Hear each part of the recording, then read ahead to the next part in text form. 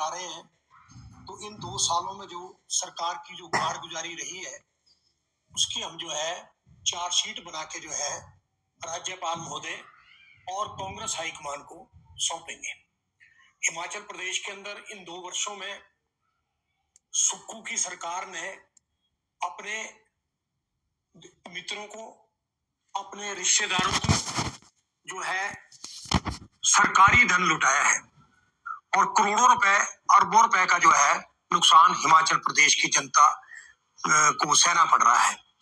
और आप इस बात को देखिए कि सिर्फ मित्र मंडली जो थी उसी में ही करोड़ों रुपए का जो है नुकसान सरकार को उठाना पड़ा।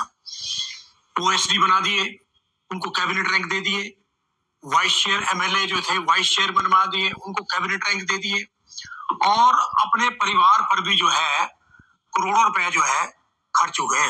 भ्रष्टाचार प्रदेश के अंदर इन 2 वर्षों में चरम सीमा पे रहा और प्रदेश के जो कर्मचारी, पेंशनर, युवा बेरोजगार थे, इनको ठग के रख दिया और जो 10 गारंटियां थी जो चुनाव से पहले दी थी वो कोई पूरी नहीं हुई। सुखविंदर सिंह सुक्खू कह रहे हैं कि 5 गारंटियां हमने पूरी कर ली है, तो आप श्वेत पत्र जारी करें कौन सी गारंटियां आपने पूरी की है, ताकि प्रदेश की जनता को पता चल जाए कि मतलब जो है ये गारंटी हमने की है। तो इसलिए आपको श्वेत पत्र भी जारी नहीं कर रहे, तो इसलिए अब हम जो है प्रदेश की जनता को बताएंगे कि इन 2 वर्षों में आपने क्या किया है। हिमाचल की जो जनता है, विकास कार्य ठप पड़े हैं, सिर्फ अपने लिए ये सरकार आपकी आई है, दूसरों के लिए सरकार फंड का पैसा कर्मचारियों को नहीं मिल रहा है। और आप इस बात को देखिए कि प्रदेश के अंदर जो है हाहाकार है, आज हाहाकार है प्रदेश के अंदर। लोग जो हर दूसरा तीसरा आदमी आपसे जो मतलब लाखों लोग जो है नाराज है आपसे। कोई जो सरकार के साथ, सरकार के हक में कोई बोलने वाला नहीं है। प्रधान पथ परिवहन पेंशनर कल्याण संगठन बिलासपुर इकाई,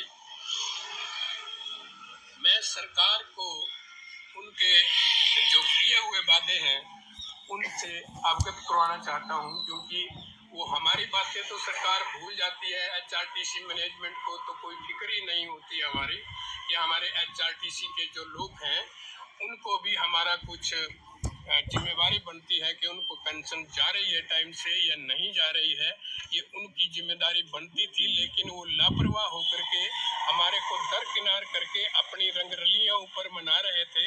जैसा कि पिछले महीने में इन्होंने अभी हमारी गोल्डन जुबली एचआरटीसी की मनाई गई, उसमें भी हमारे प्रबंधन जो एचआरटीसी का प्रबंधन था उन्होंने हमारे को एकदम किनारे करके रख दिया, क्योंकि एचआरटीसी का कोई भी जो सेवानिवृत्त कर्मचारी था उसको वहां नहीं बुलाया गया।